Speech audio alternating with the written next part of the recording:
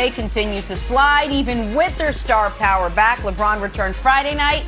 Lakers lost to the Kings. LeBron played last night. Lakers lost to the Raptors. Lakers have lost 6 of their last 7. Dare we say, I'm going to say wow. it. Play-in tournament. LeBron was asked about that last night. Take a listen to this. Well, it doesn't matter at the end of the day if I'm not, 100% close to 100%. It don't matter, where we land, so. That's my mindset. And, if this happens to, we end up at 6th or 5th or whatever the case may be, or if we end up in the playoff, whatever that thing is, whoever came up with that need to be fired. But whatever. The king is salty. Brandon's out here talking about how salty he is. So maybe he's salty because of this. Look where things stand out west. Lakers right now in a 3-way tie for 5th. Mavs own that tiebreaker right now. And we got Chris Broussard with us to break all this down. Broussard, the fact that we're even talking about a playing game for this team has to have you at least a little concerned, no? AD hurt again. Look at him holding his face. I think, Jenna, I'm going to have to be the Lakers defender on this show because apparently Nick Wright has written the Lakers off.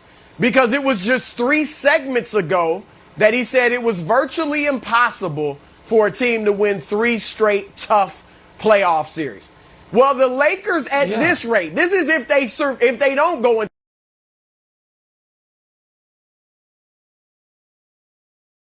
the play-in.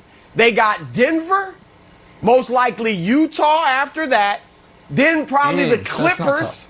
And that's not even to mention who you get in the East, whether it's Brooklyn, Milwaukee, Philadelphia, whoever. So they've got 4 straight tough series. So I guess Nick's written them off. I'm not going that far. I still believe in playoff LeBron, but I am concerned because I also believe in Father Time. And look, a few years ago, 5, 6, 7 years ago, LeBron would have came through this injury with flying colors. Now at age 36, it lingers. And if he does come out, he'll be back. But when he comes back, will he be able to carry the Lakers? Remember, 2 years ago when he came back from the groin, he only led them to an 8-13 record after he returned from injury. It's just tougher as you get older to return from things like this. That's Secondly, right. Anthony Davis. I mean, I'm not going to belabor it, but 12 points yesterday, 5 of 16 shooting, 16.6 rebounds a game he's averaging since he's been back, less than 40% shooting. Part of the problem is AD is having trouble playing with Andre Drummond.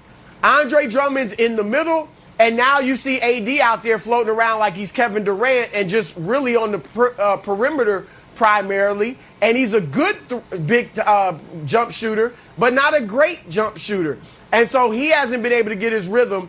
So you also see cracks coming in the locker room. Did you see what Kyle Kuzma said? We're not together. Not the team, not the staff, none of us. He said we got to play Marc Gasol more. Marc Gasol spreads the floor, and that opens things up like for Anthony Davis. Yes, and LeBron James as well. So a little known fact, too, the defense has crumbled when Andre Drummond's on the floor. He's kind of doing what he's always done. Nice numbers, 13 and 11, 53% shooting, but not productive, not winning basketball. And defensively, he's the worst player on that team statistically on that end of the floor. So I got concerns. Like I said, we'll see if LeBron can get back healthy. But if he's not, he's right. That's the number one priority. Even if you land in the play-in game, you got to get LeBron healthy first and foremost. All right, first let me address Chris Broussard's misinformation to start his take. I did say it is very, very difficult to win 3 consecutive brutal rounds. But Milwaukee and Philly and Brooklyn, all 3 of those teams, are flatly better than everyone in the West other than the 2 LA teams. They are better than Denver. They are better than Utah. They are better than the Suns. So the Lakers path, everyone in the path, everyone in the West path I have not been anti-Clippers this year. If you've been paying attention, I know you still have Clippers PTSD, but I know that I've not been anti-Clippers this year, which is what makes actually the 7 seed so intriguing. Because the 1 and the 2 are going to be Phoenix and Utah, or Utah and Phoenix. And the 3 and the 4 are going to be Denver and the Clippers, or the Clippers and Denver.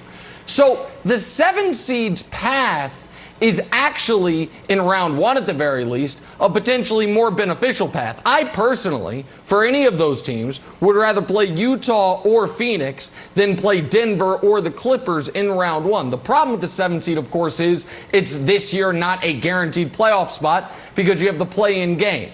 But I don't think anybody is going to go out and say, you know what, I think the Lakers, if they landed 7, are going to lose to Golden State in the first play-in game and then Memphis or San Antonio in the second play-in game. I don't think anybody is actually picking the Lakers to miss the playoffs.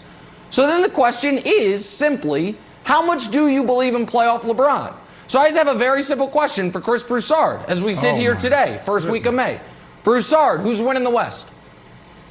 Who's winning the West? Well, look, I have a new PR manager, and it's Kevin Wilds, and he's told me to really play it up and wait to make my official predictions right before the playoffs It's not start. official. That's right. Not official. Just right now, your gut. I picked the Lakers. I picked the Lakers before the season, so I'll stick with that. But it's a tough road to hold. But my official pick will come. Drum roll, Wilds. Okay. Drum roll, Wilds. My official pick will come before the playoffs. We don't know yet. Okay, Brandon, I know you had the Clippers before the season. You had Clippers, Lakers, Western Conference Finals. Obviously, you're not changing the Clippers pick as we sit here today. Do you think the Lakers even get there? Or do you think they're gone no, before they will not be in the finals. The Lakers will not be in the finals for one reason. AD, yes. Because of AD. You keep talking about playoff LeBron. I'm not concerned when it comes to LeBron James. He's the greatest player, not the most dominant player, but he's the greatest player playing right now. He's probably the best leader in the in the NBA. But the problem is AD. Like, AD, where are you? Like, come on, there's no more excuse about rust and, he's not comfortable with his body and getting back. Like, 12 points last night against a depleted Raptors team? That's embarrassing. You guys lose to the Kings on Friday? That's embarrassing. So AD needs to step up and be the AD that we saw in the bubble. And LeBron James, yes, playoff LeBron James is great, but he had, D Wade, he had Chris Bosh, he had Kyrie Irving. So who is that Kyrie Irving this year? Last year it was AD. AD is not there, Nick. You should be concerned. Wow, this is a problem.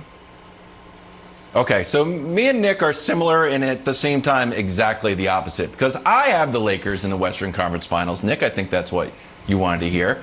But I have them, and I'm very worried about the pick. You have them and are always very confident. The rule came down like, hey, Lakers got to play without shoes, got to play barefooted. You'd be like, how dare you question LeBron with bare feet? He'll do fantastic. I'm always worried. You are never worried. I still think Lakers are the pick, but I still think that you are maintaining an infallible Lakers confidence, which is quite admirable. Well, it's not a Lakers confidence. It's a LeBron confidence.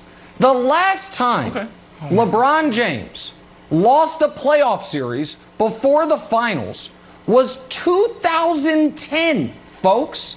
And the idea, and you can say, he had D Wade, he had Kyrie, he had Chris Bosh.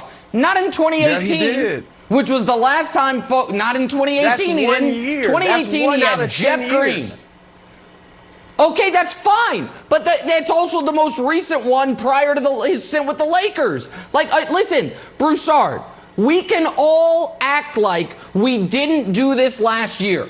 We can all pretend like this exact same commentary wasn't happening during the bubble. During the bubble, the 8 games leading up to the playoffs. I don't know what you're shaking your head about. You had them losing to the Clippers. Barkley had them losing to the Blazers. Coward had them losing in round 2. It all happened. Wilds had the gauntlet of death, and they didn't face a game 6 until the finals. So, it all happened 9 months ago. But this year's different. I get it. It's different. This is the year LeBron doesn't make the finals. This is the year. Nick, what's different? And I got, like Brandon said, I got great faith in playoff LeBron. But all of those things you mentioned outside the last year were in the Eastern Conference. And you can't compare those Eastern conferences to this Eastern Conference, let alone the West. I mean, all those years he got to the finals, he lost in the finals to the Western Conference team. So had he been in the West, he wouldn't have this streak of going to the finals had he been in the West for most of his career. So stop it with he always gets to the finals. Good. The Eastern Conference was horrific. You got a young Boston team he went through. Toronto was bad. Stop it. This is so good. This is so good. The West is legit, baby. I was kind of projecting or massaging the facts a little bit when I said this is the exact conversation from the bubble last year.